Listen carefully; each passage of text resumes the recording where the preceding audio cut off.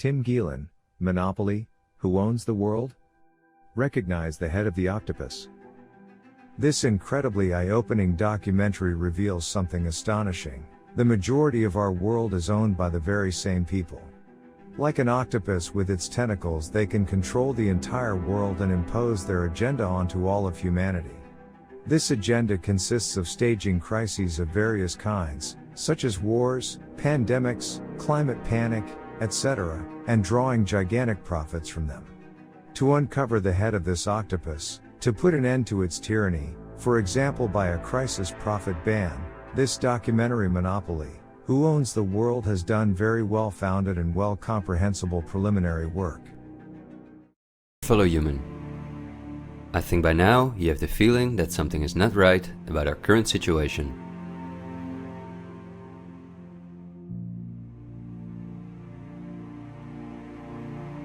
But I also think that the many ill-founded conspiracy theories may have caused you to distance yourself from both the media scaremongering and from those who spread the conspiracy theories. Still, I hope you will listen to me for a moment, because as you watch this video, hundreds of millions of people worldwide are falling into poverty because of the measures that have been in place for so long.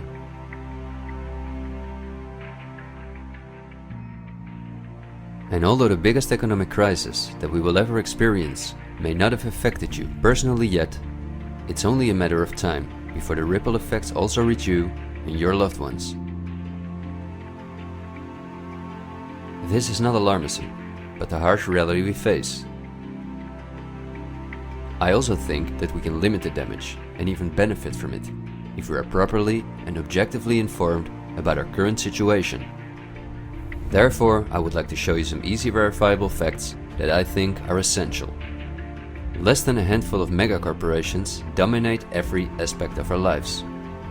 That may seem like an exaggeration, but from the breakfast that's on the table in the morning, to the mattress we sleep on at night, and everything we do, put on, or consume in between, all are largely dependent on these corporations. These are investment companies of immense proportions, and they manage the major money flows on Earth. They are the protagonists of the play which we are currently witnessing. So as not to take up too much of your time, I've summarized the most important information as briefly as possible. How does it work? Let's take as an example a company like PepsiCo, which is the parent company of many of the most popular soft drinks and snacks in the world. There appear to be many different competing brands, but they all come from the factories of a small number of corporations that together have a monopoly on the industry. Within the packaged food industry, there are a number of other major companies such as Unilever, the Coca-Cola Company, Mondelez, and Nestlé. On this image, you see that virtually every well-known brand in the packaged food industry belongs to one of these corporations. You can easily get this kind of information. You can verify it on the websites of the relevant brands or on Wikipedia. Companies of this size are usually publicly traded and have a board where the largest shareholders call the shots. On websites like Yahoo Finance, we can find detailed company information, including who the largest shareholders of these companies are. Let's take PepsiCo again as an example. We see that 73.14% of the shares are held by no less than 3,379 institutional investors. These include investment companies, mutual funds, insurance companies, banks, and in some cases governments. Let's look at who the largest institutional investors of PepsiCo are. As you can see, just 10 out of the 3,379 investors account for almost 1/3 of all shares. The combined share capital of these top 10 has a value of approximately $60 billion. But of those 10 investors, 3 own more shares than the remaining 7. Let's remember their names and let's see who owns the most shares at the Coca-Cola Company, Pepsi's big competitor.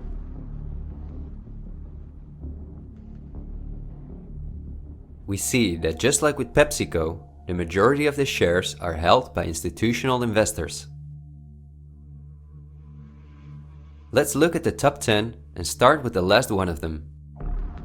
4 out of these 6 institutional investors we also saw at the last 6 of PepsiCo. These are Norton Trust, JP Morgan Chase, Geode Capital Management, and Wellington Management. Now, let's look at the 4 largest shareholders. 3 of these we also saw in the top 4 at PepsiCo. They are BlackRock, Vanguard, and State Street. And there's another one, Berkshire Hathaway. These are the 4 largest investment companies on the planet. PepsiCo and Coca-Cola are anything but competitors. But also the other big companies that own many brands, such as Unilever, Mondelez, and Nestlé, are owned by the same small group of institutional investors. And you don't only find these names in the packaged food industry. For example, let's look up on Wikipedia what the largest companies are within the technology industry. Facebook owns WhatsApp and Instagram. Together with Twitter, they form the most popular social media platforms in the world. Alphabet is the parent company of all Google businesses, including YouTube and Gmail, but they are also the biggest sponsors and developers of Android, one of the 2 operating systems on which almost all smartphones and tablets in the world run. The other operating system is Apple's iOS. Finally, if we add Microsoft to the other 3, we see that 4 companies produce the software that almost all computers, tablets and smartphones in the world depend on. Let's see who owns the most shares of these powerful companies.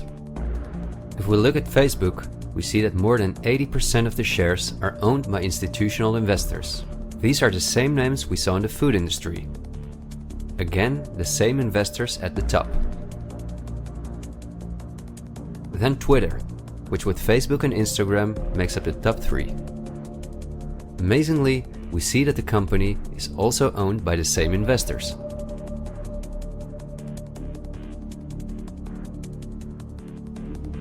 We see them at Apple, but also with their big competitor Microsoft.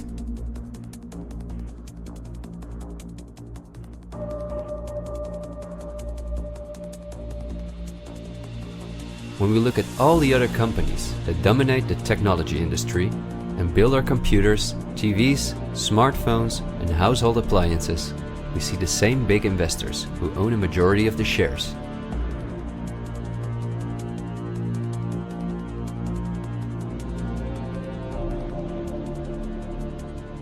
We see this within all industries around the world. And just to show you that I'm not exaggerating, I'll give you another example. Let's say we want to plan a vacation. On our computer or smartphone, we look for a cheap flight to the sun through websites like Skyscanner and Expedia, both of which belong to the same group of institutional investors. We fly with one of the many airlines, of which the majority of the shares are often owned by the same investors or by governments, like Air France-KLM. The aircraft we fly is in most cases a Boeing or an Airbus. Again, we see the same names. We look for a hotel or an apartment through Booking.com or Airbnb.com. Once we arrive at our destination, we go out for dinner, then we write a review on TripAdvisor. The same investors are at the basis of every aspect of our journey, and their power goes even much further, because even the kerosene that fuels the plane comes from one of their many oil companies and refineries. Just like the steel that the plane is made of comes from one of their many mining companies. This small club of investment companies, banks and mutual funds are also the largest shareholders in the primary industries, where our raw materials come from. If we look on Wikipedia for the largest mining companies in the world, we see that their shareholders are the same institutional investors we see everywhere else. The same goes for the largest agricultural companies in the world, that our entire food industry depends on. For example, they own Bayer, the parent company of Monsanto, the world's largest seed producer, which produces 90% of all the cotton seed on Earth, as well as the majority of all other seeds. But these institutional investors are also the shareholders of the largest textile manufacturing companies in the world, and even the numerous popular clothing brands that turn the cotton into the clothes we wear are owned by the same group of investors.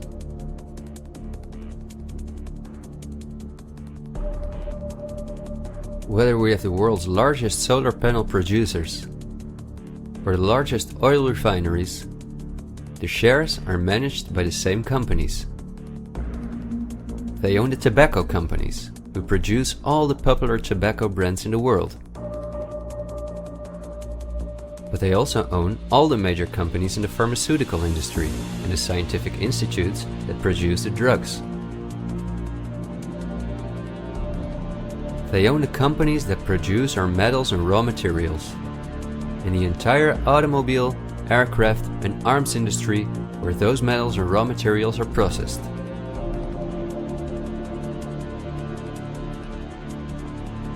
They own the companies that build our electronics. They own the big department stores and online marketplaces.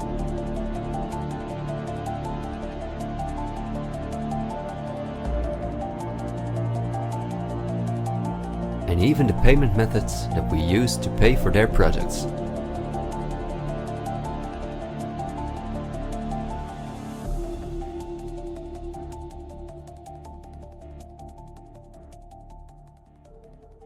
Because I want to keep my story as short as possible, I've decided to only show the tip of the iceberg.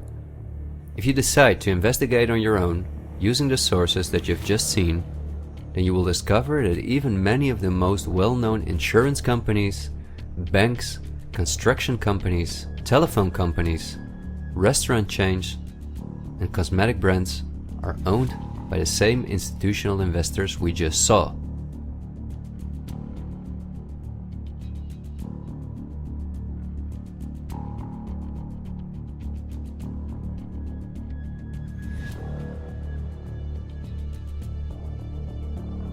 These institutional investors are, as I told you earlier, mainly investment companies, banks, and insurance companies. They are in turn also owned by shareholders. Now, what is the most amazing thing? All of these institutional investors own each other's shares, and together they form an immense network that we can compare to a pyramid. The smaller institutional investors are owned by larger investors, who in turn belong to even larger investors. The visible top of this pyramid consists of only two companies, and we have seen their names many times by now. They are Vanguard and BlackRock. The power of these two companies is something we can barely imagine. Not only are they the largest institutional investors of every major company on Earth, they also own the other institutional investors of those companies, giving them a complete monopoly. According to a report by Bloomberg, one of the most respected institutions in the world in the field of financial data and analytics, experts expect that by 2028, both companies will collectively manage about $20 trillion in investments, and in the process will own almost everything on Earth. The same Bloomberg called BlackRock the fourth arm of government, because it is the only non-government entity that has a close relationship with the federal banks, also called the central banks. BlackRock not only lends money to the federal banks, but is also their principal advisor and the developer of the computer system that the federal banks use. Dozens of BlackRock employees had senior positions in the White House during the Bush and the Obama administrations, and currently under Joe Biden. BlackRock CEO Larry Fink is a welcome guest with many heads of state and politicians, and understandably so. He's the face of the company that pulls the strings.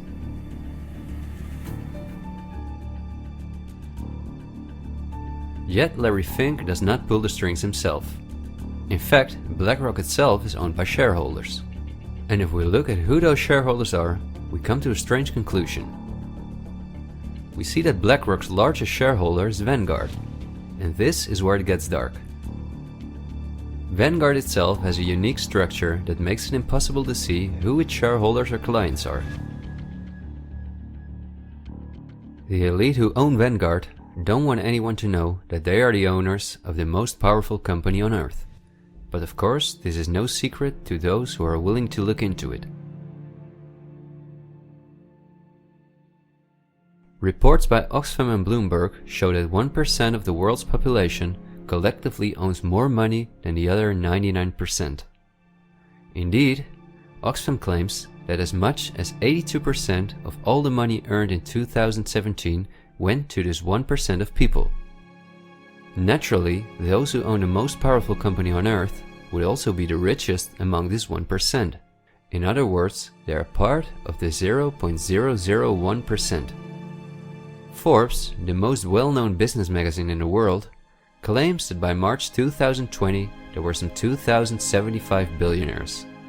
Oxfam's report showed that 2/3 of all these billionaires obtained their fortune through inheritances and monopolies.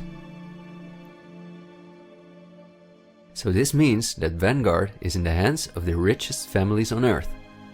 If we study their history, we discover that these families have always belonged to the top of the pyramid, some even well before the Industrial Revolution began. Because their history is so interesting and extensive, I will explain some more about them in the follow-up video that I'm currently working on.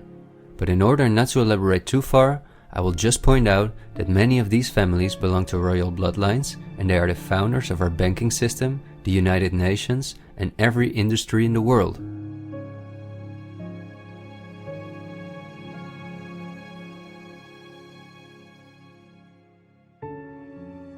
These families never lost their power, but because of an increasing world population, they were forced to hide behind investment companies such as Vanguard, whose largest shareholders are the private funds and non-profit organizations of these families.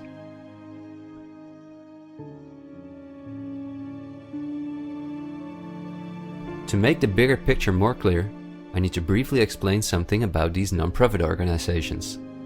These are the links that connect the business community with politics and the media, allowing major conflicts of interest. At first glance, however, this is not too noticeable. Non-profits, also called foundations, are organizations that rely on donations, and they do not have to publish from whom they receive those donations. They can invest this money in whatever they want, and do not have to pay tax on their profits as long as those profits are reinvested in other projects that they are involved in. Non-profits can move hundreds of billions of dollars from invisible investors. According to a report by the Australian government, this makes non-profit organizations ideal to finance terrorist groups and launder large sums of money.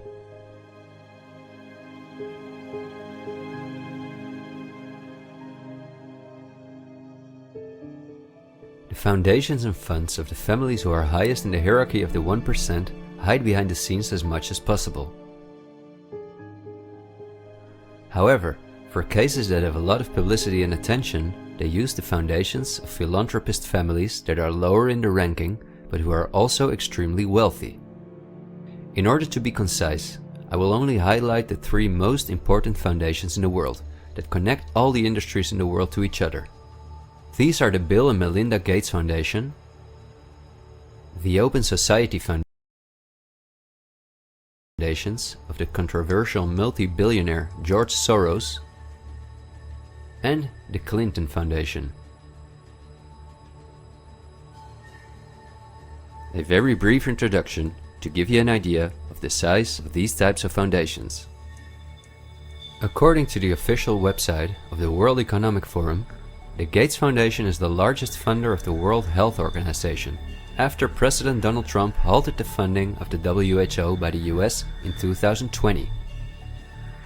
This makes the Gates Foundation one of the most influential organizations in the world in the area of everything that relates to our health.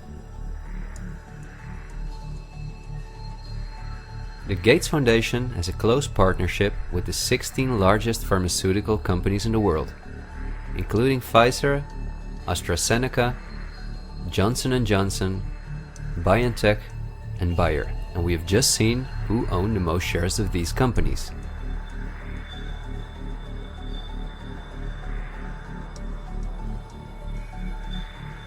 Bill Gates was anything but a poor computer nerd who made it to one of the richest people in the world. But he came from a philanthropic family that, just like himself, worked for the absolute elite. Bill is the founder of Microsoft, which is owned by BlackRock, Vanguard, and until recently, Berkshire Hathaway. But at the same time, the Gates Foundation is the largest shareholder after BlackRock, Vanguard, and State Street in Berkshire Hathaway, where he was even on the board for a while.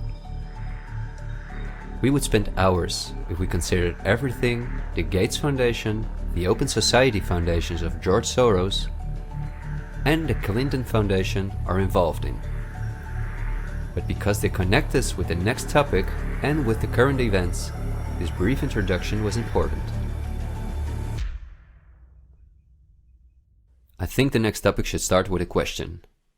A random person like myself, with very little experience in video editing, using an old laptop, can in 20 minutes objectively portray that only 2 companies have a total monopoly over all the industries in the world.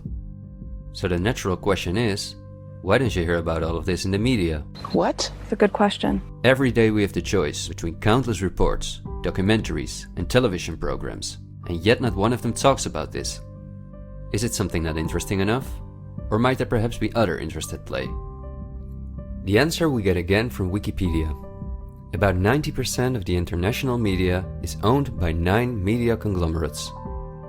The companies owned by these media conglomerates are too many to mention, so I'm just going to show you the most important brands that we all know.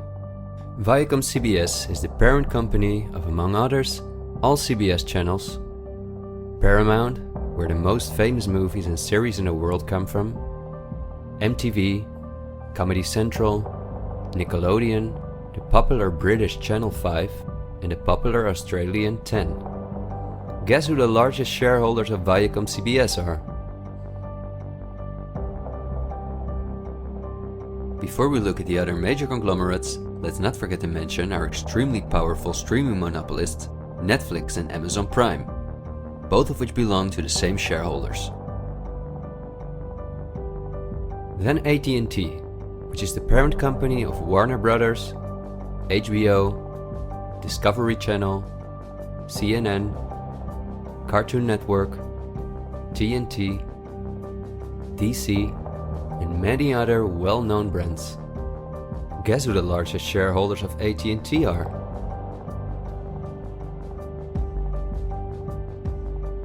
The third one is the all-powerful News Corp. This company owns many of the most well-known national and regional newspapers, magazines, and TV channels in the US, the UK, and Australia. The shares of News Corp are owned by the American multi-billionaire Rupert Murdoch and by the institutional investors we see everywhere else. News Corp's sister company is Fox Corporation, which is also one of the most powerful media conglomerates on Earth. Just like News Corp, it is owned by the Murdoch family and the usual investors.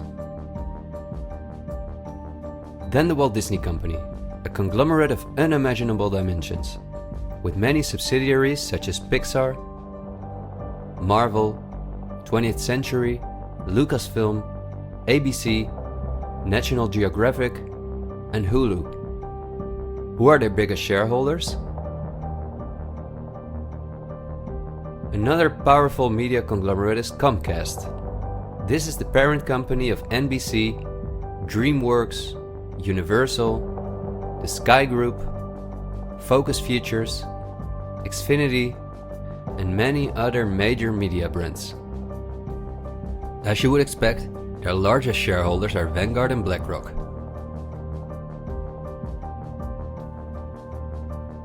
I could go on for hours and show that in almost every country on Earth, the local media is in the hands of these kind of conglomerates, which in turn are owned by our institutional investors or by extremely rich and powerful elite families.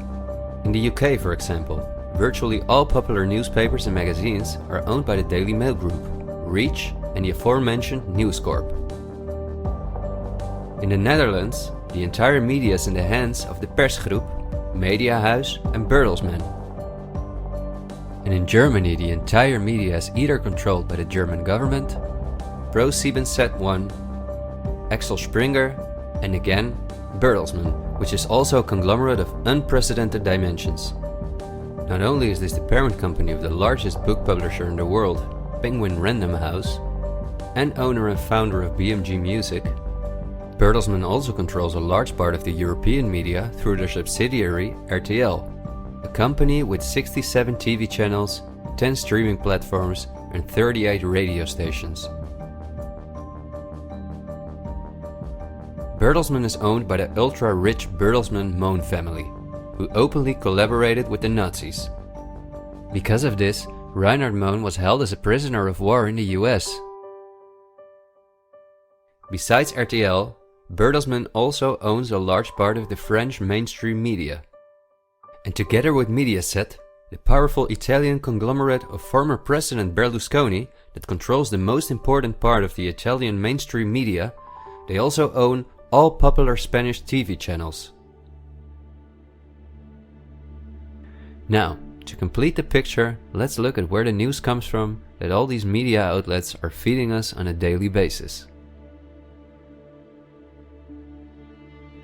The various news media do not produce their news themselves, but use information and images from news agencies such as Reuters, the Dutch ANP, and the French AFP. These organizations are anything but independent. Reuters is owned by the powerful Canadian Thomson family. The ANP is owned by Dutch investor Kees Omen, and the AFP is largely financed by the French government.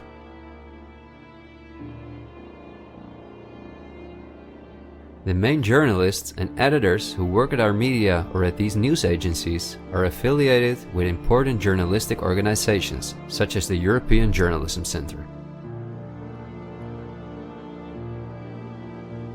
These are one of the largest funders of media-related projects across Europe. They train journalists, produce study materials, give internships at, for example, the ANP, and work closely with the world's largest corporations such as Google and Facebook.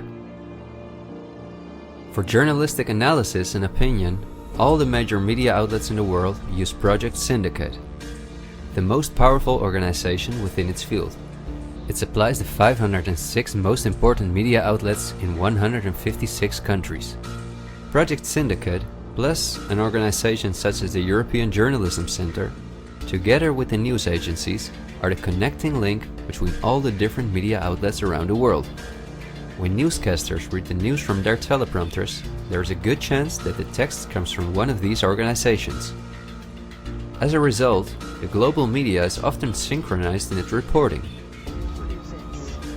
We are concerned about trouble and trying to be responsible, one-sided news stories plaguing our country. The sharing of biased and false news has become all too common on social media. More alarming, some media outlets publish these same fake stories without checking facts first. The sharing of biased and false news has become all too common on social media. More alarming, some media outlets publish these same simply aren't true without checking facts first. Unfortunately, some members of the media use their platforms to push their own personal bias and agenda to control exactly what people think. And this is extremely dangerous to our democracy. This is extremely dangerous to our democracy.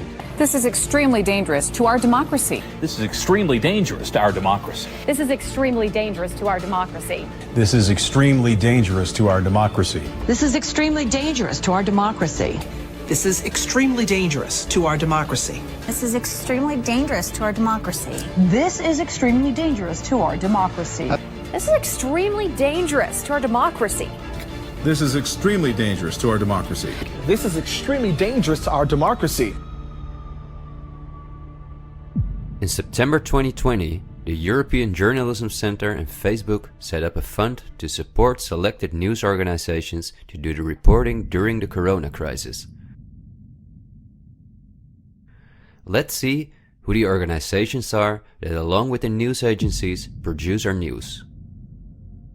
At Project Syndicate, we see the Bill and Melinda Gates Foundation, the Open Society Foundation, and the European Journalism Centre.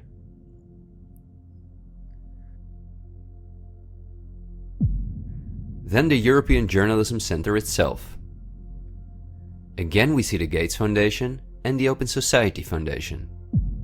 And they also receive large donations from Facebook, Google, the Dutch Ministry of Education, Culture and Science, and from the Dutch Ministry of Foreign Affairs. The organizations that are at the heart of our information flow are funded by the non-profit organizations of the same elite who also controls the entire media. However, a part of our tax money goes to these organizations as well.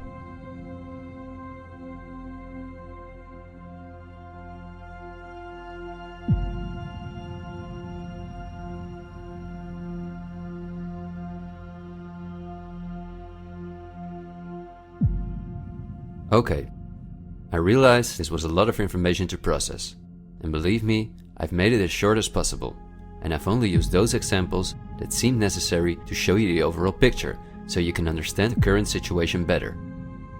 It is an all-encompassing topic that can change our view on many historical events, but my goal is to inform you about the danger in which we presently find ourselves. There will be enough time for us to delve into the past, so let's talk about the current events now. The elite that controls every aspect of our lives, up to the information that we receive, depends on an unimaginably coordinated collaboration to keep all the different industries on Earth connected to each other, in order to ensure they all work in the elite's interests. This happens at the World Economic Forum, one of the most important organizations in the world. At its annual meeting in Davos, the CEOs of the largest companies on Earth gather along with heads of state, politicians, and other influential individuals and organizations like UNICEF and Greenpeace.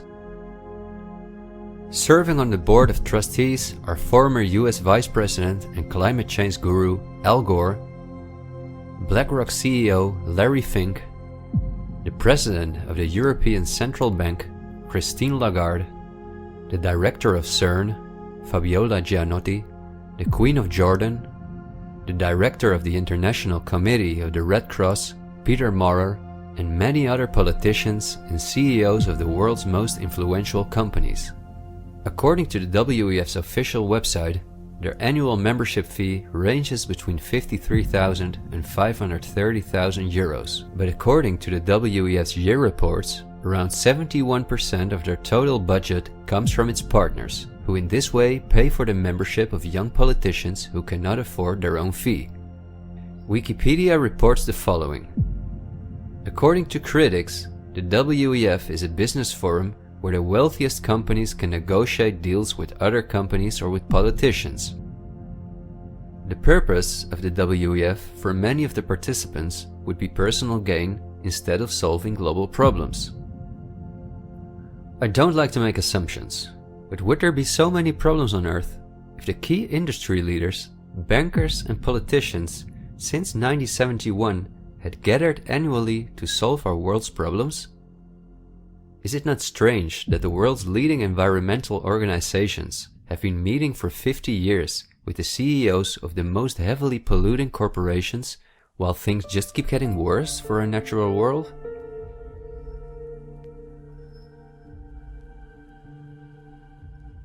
That these critics of the WEF are right soon becomes clear when we look at who the most important partners are that account for almost 71% of the WEF's budget.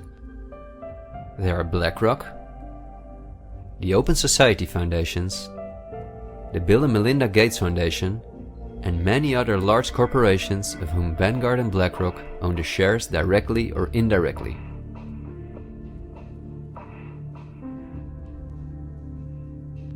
The president and founder of the WEF is Klaus Schwab, a German professor and businessman. In his book, The Great Reset, he describes in detail the plans of his organization.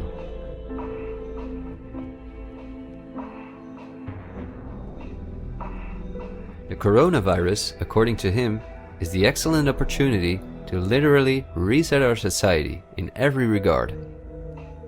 He calls this Build Back Better, and this slogan seems to be the motto of all globalist politicians in the world.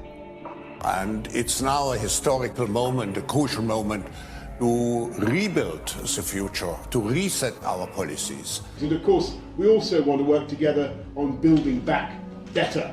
You know, I said we're going to build back and we're going to build back better. It's certainly a major crisis, but it also offers us a unique opportunity. We must use this historical opportunity. Together we can turn a crisis into an opportunity. But this global pandemic has also created an opportunity to build back better. To build back better later. But also to build back better. To build back a better world. To build back better. We can't just build back, we got to build back better. And achieve the Sustainable Development Goals. And climate action is an essential part of that. According to Schwab, our old society should be exchanged for a new one, in which countries give up their sovereignty to an all-encompassing world government, in which people own nothing but work for the state, in exchange for their housing, healthcare, and all their other basic needs. All of this is necessary, according to the WEF, because our modern consumer society, which the elite themselves imposed on us, can't keep going as it is. It's no longer sustainable.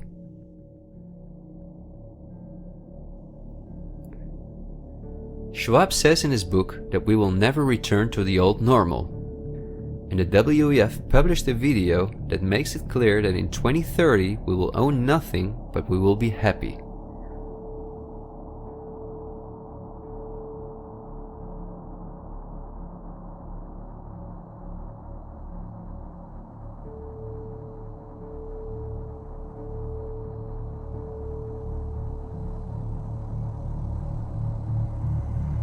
You've probably heard some talk about the New World Order. The media wants us to believe that this is a topic for conspiracy theorists, although it has been talked about for generations by presidents such as George Bush Sr., Nelson Mandela, and Bill Clinton. We have before us the opportunity to forge for ourselves and for future generations a new world order, a world where the rule of law, not the law of the jungle, governs the conduct of nations. When we are successful, and we will be, we have a real chance at this new world order, an order in which a credible United Nations can use its peacekeeping role to fulfill the promise and vision of the UN's founders. After 1989, President Bush said, and it's a phrase that I often use myself, that we needed a new world order. That the affirmative task we have now is to actually create a new world order. But also by the world's most famous philanthropists such as Cecil Rhodes, David Rockefeller, Henry Kissinger, and even George Soros.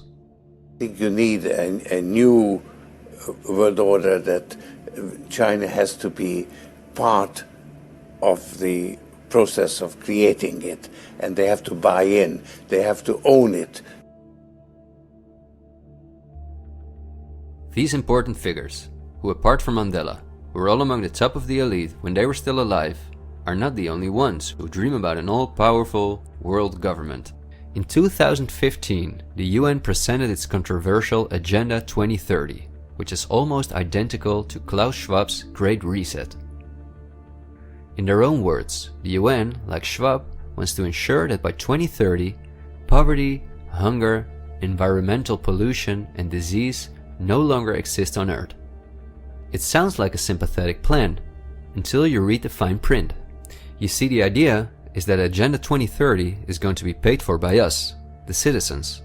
And just as it is currently required of us that we give up our basic rights for the sake of public health, we will be demanded to give up our wealth in favor of poverty reduction. These are not conspiracy theories. You can read this for yourself on their official website. In short, it boils down to this. The UN wants to take the tax money from all Western countries and give it to the mega corporations of the elite, who will be contracted to rebuild society. Globally, a completely new infrastructure is needed, because fossil fuels must be made a thing of the past, according to the UN. For this immense project, a world government is needed, says the UN. And the same UN takes it upon herself to be this global government. Just like Schwab, the UN also believes that a pandemic is the perfect opportunity to accelerate the implementation of Agenda 2030. It is worrisome that the WEF and the UN openly admit that they consider pandemics and other disasters as an opportunity to transform society, especially since we have seen that the elite have all the resources at their disposal to make us believe that there is a pandemic, and even to create one. So we certainly should not take these things lightly, and we should examine them carefully. And when we do that, we come across things that are even more troubling.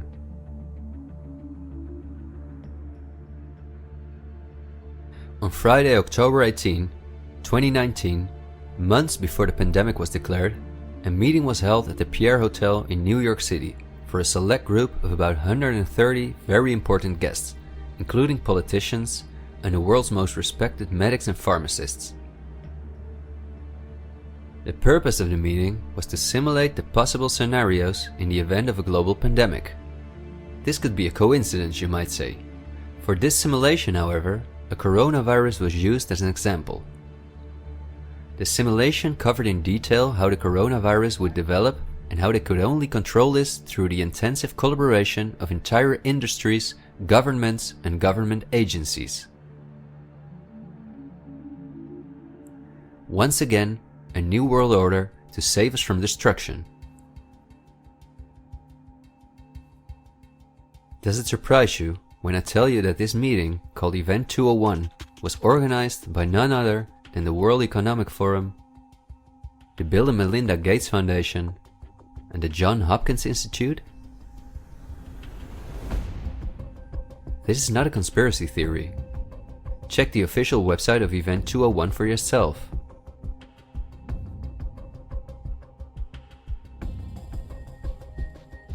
Perhaps at this point, it will no longer surprise you that the German Robert Koch Institute, which like every national health institute in the world is closely linked to the WHO, which is funded by Bill Gates, created a similar simulation in 2012. As was the case during Event 201, the simulation assumed the coronavirus. This simulation assumed that in a Southeast Asian food market, a coronavirus would spread from animal to human. How coincidental, isn't it? In this simulation, it takes several weeks for the authorities to identify the virus, allowing it to spread worldwide. A simulation is made of the consecutive 3 years, in which there are lockdowns and economies are destroyed. But also the impact on society is simulated in all aspects, even the protests. I won't tire you with the details. In fact, you can download this analysis for yourself from the website of the German government. The last thing I want to show is an excerpt from a lecture that Belgian top virologist Mark van Ranst gave on January 22, 2019 at the Chatham House, a major non-profit organization in London, where important world leaders meet to discuss global issues. Winners of the Chatham House Prize include Hillary Clinton, Melinda Gates, and John Kerry.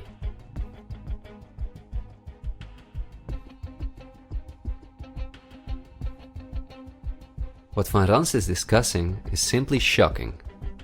Van Ranst in fact explains how he has fooled the entire Belgian population during the swine flu through fear-mongering, out-of-context mortality rates, and media manipulation. He laughingly explains how he managed to impose the vaccine for the swine flu on the frightened Belgian population, a vaccine produced by the pharmaceutical companies he worked for. Thank you very much, Ab. Thanks for the invitation.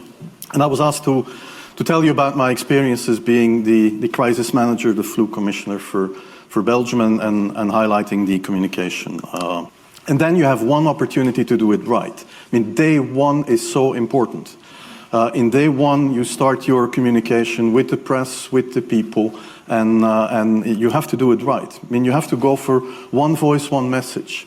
In Belgium, they chose to appoint a non-politician to do that. I mean, I have no party affiliations, and that makes things a little bit, at that time at least, a little bit easier, because you're not attacked politically, majority, minority. That doesn't come into play, and that was a huge advantage. The second advantage is that you can play in Brussels the complete naive guy and get a lot more done than you would otherwise be able to do. You have to be omnipresent that first day or the first days, so that you attract the media attention. You make an agreement with them that you will tell them all, and if they call, you will pick up the phone. When you do that, then you can profit from these early days to get complete carpet coverage of the field, and they're not going to search for alternative voices there. And if you do that, that makes things a lot easier. These first weeks, that's easy street. When you have no opposition and everybody needs news and they can come to you for news, you can bring quite a lot of neutral information, and it is picked up, and it is well, the news is brought the way you bring it, and that is you can only do that in the first couple of weeks or months. And then you have to say, okay, well, we will have H1N1 deaths. Of course, that would be unavoidable. I used there Sir Donaldson's quote, where he said that in the UK, by the peak of the epidemic, 40 people would die per day at the end of the summer. So 62 at that time million people in the UK, 40 deaths a day. I worked it out for Belgium. That would be 7 deaths a day at the peak of the epidemic. I used that in the media. 7 Belgian flu deaths per day at the peak of the epidemic would be realistic. That is true in every year, even interpandemically. That is very, very conservative. However, talking about fatalities is important, because when you say that, people say, wow, what do you mean? People die because of influenza? And that was a necessary step to take. And then, of course, a couple of days later, you had the first H1N1 death in the country, and the scene was set and it was already talked about. And then you had to pick who is going to be vaccinated first. And then, well, women and children first, whatever. I mean, risk groups, they were important. And then I misused the fact that the top football soccer clubs in Belgium inappropriately and against all agreements vaccinated they made their soccer players priority people. So I said I can use that, because if the population really believes that this vaccine is so desirable that even the soccer players would be dishonest to get their vaccine, I said, okay, I can play with that. So I made a big fuss about this. This is Van Ranst is raving mad, but it worked. The Chatham House organization is also funded by all major corporations of the elite, the Gates Foundation and the Open Society Foundations. We could talk for hours about the coronavirus, which has a survival rate of 99.98%, and about the incomprehensible measures that are destroying our society. Millions of entrepreneurs have lost their income. Countless elderly people have died in loneliness, isolated from their families. But I think we have reviewed enough facts that put the global COVID measures in a broader context, seen from the perspective of the elite. This extremely wealthy elite, collectively of tens of thousands of billions, has no problem whatsoever with the fact that more than 40% of the world's population has to live on less than $5.50 a day, or that millions of children are dying from the drinking water contaminated by them, or from malnutrition, or by their bullets and bombs. They just want to get more powerful. The elite have absolutely no intention to share their wealth with us. In fact, they are honest about their plans to take even the last bit from us, and those plans are being rolled out as I'm telling this.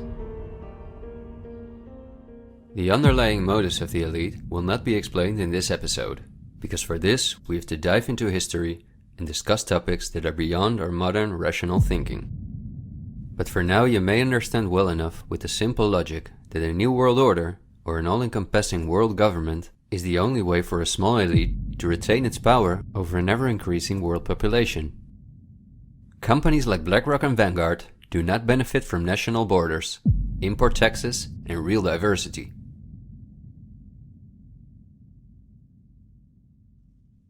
Only through fear and media manipulation can they maintain their grip on all of us. And I deliberately haven't even mentioned the inhumane blackmailing methods by which the elite keep their own most important minions in line. Because if this topic has aroused your curiosity, you will undoubtedly find out all about this in time. The elite have no intention to cure us from the countless diseases we've contracted from the toxic food they've produced, and from the environmental pollution which they have caused. After all, if we didn't get sick, the entire pharmaceutical industry would collapse. Nothing sells like fear is the motto of top virologists like Mark van Ranst. You will be amazed, as I was, when you discover that we have been warned countless times about this elite. I think we're being run by maniacs. If anybody can put on paper what our government and the American government, etc., and the Russian, Chinese, what they are actually trying to do, I think they're all insane. But I'm liable to be put away as insane for expressing that. That's what's insane about it. I mean, don't you agree?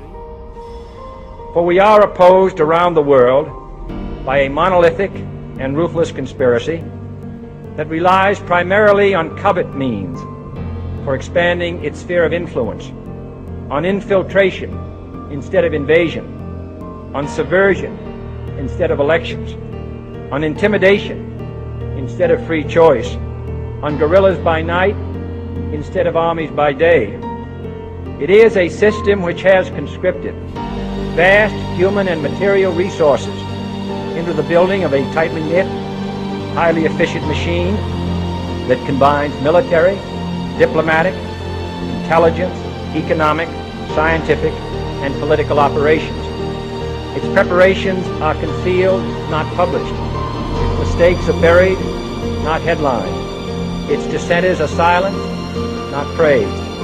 No expenditure is questioned, no rumor is printed, no secret is revealed. President Kennedy has been assassinated. It's official now. The president is dead.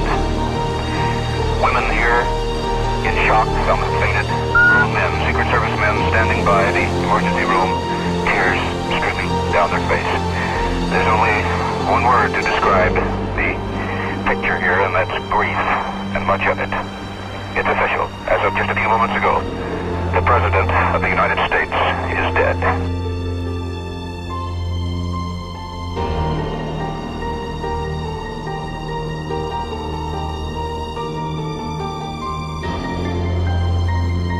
When you're talking about like really elite levels, the name of the game is blackmail. That's what runs the whole system basically. They want compromised people because they're easy to control. I'm not suicidal. I'm not suicidal.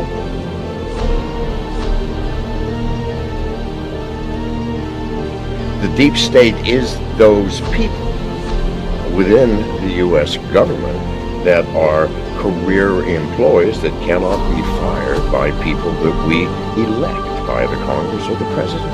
Are these people in control? Can they enact laws? Fuck yes. Can we fire these people? No. Can presidents fire them? No. It's designed that way so that political parties and political interests cannot affect the deep state. Do you understand the nightmare of our situation, people? It is no secret. It is as open as it can be. The deep state does control America. Wake up, people, please. God, use some common fucking sense. Thank you.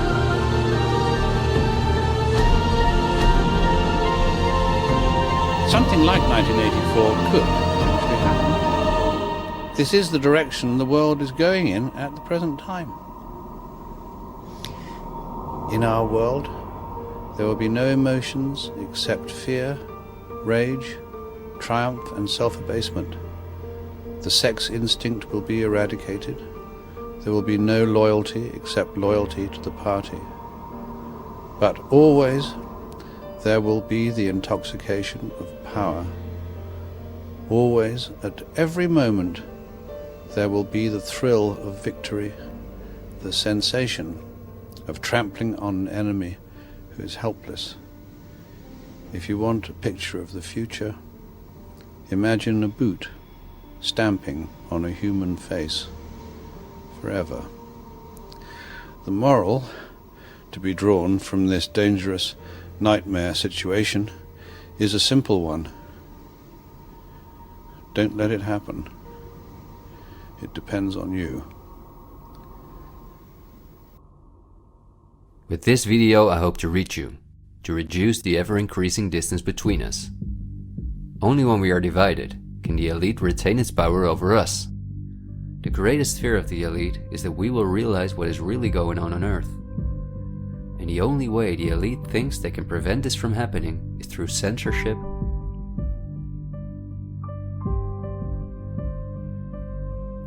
preventing human contact,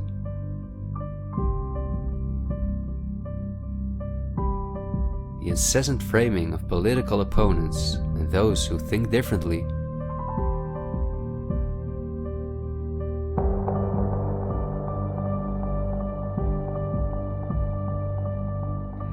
and the use of brute force.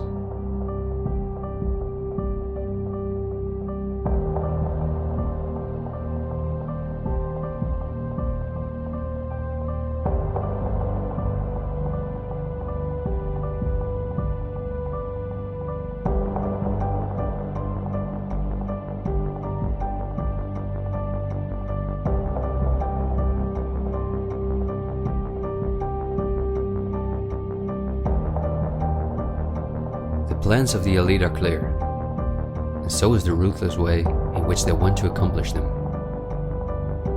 If we allow this to happen, a new society will be built on the ashes of what we once knew.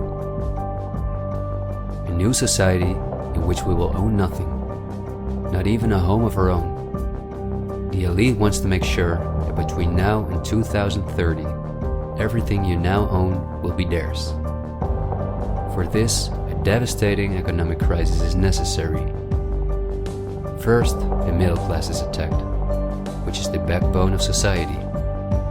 Entrepreneurs are forced to go into tremendous debt, which will ultimately cause them to lose all their possessions.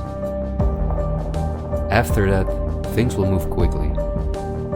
Banks will fall, cash money will cease to exist, and the only way not to starve to death will be the acceptance of government support, which will include several conditions, such as the vaccination passport and giving up all private possessions.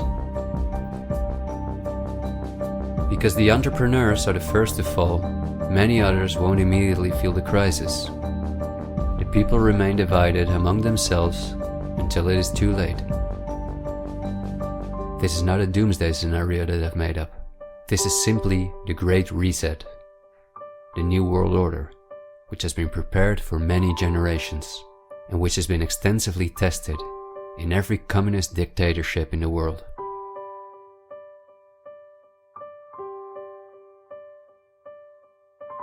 But this can also go a different direction, and instead of a great reset, we can cause a great awakening and create a world where no one has to go hungry, and where we can live in a sustainable way, in freedom with each other and with nature. This is not an idealistic daydream. There have always been forces that have sought to break the power of the elite, but until recently, our means of communication were always insufficient to get a mass network in motion. The elite have always kept us in ignorance about the discoveries of geniuses such as Tesla, who was far advanced in the field of clean, free energy. Or Dr. Rife, who used radio waves to cure at least 16 terminal cancer patients before he, just as Tesla, died in a suspicious manner.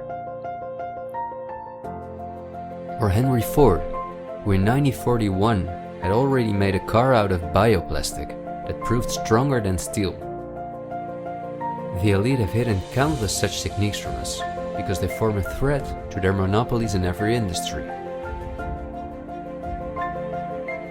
These were techniques that would have given us freedoms and put the elite's power at risk, which is based on our fear and dependence on their projects. These are not conspiracy theories, but facts. What I am saying is that a world of new possibilities is opening up for all of us, where there is no poverty, no pollution, diseases, or wars, and in which governments work for the welfare of the people rather than the other way around. Countless ailments that provide the pharma industry with hundreds of billions of dollars will be cured. No one will have to work their ass off to live a dignified life.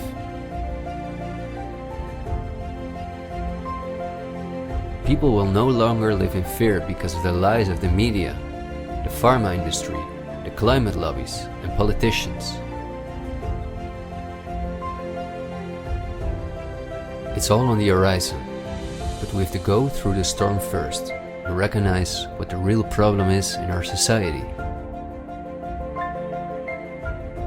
I want to thank you for listening to me, and I hope someday, in freedom, together we'll reflect back on this unique moment in history. There is still so much to tell, but we will save the rest for later. This video was only intended as an introduction.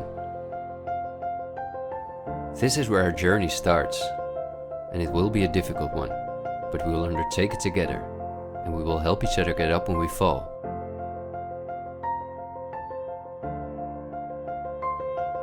We will not be afraid. We are the 99%.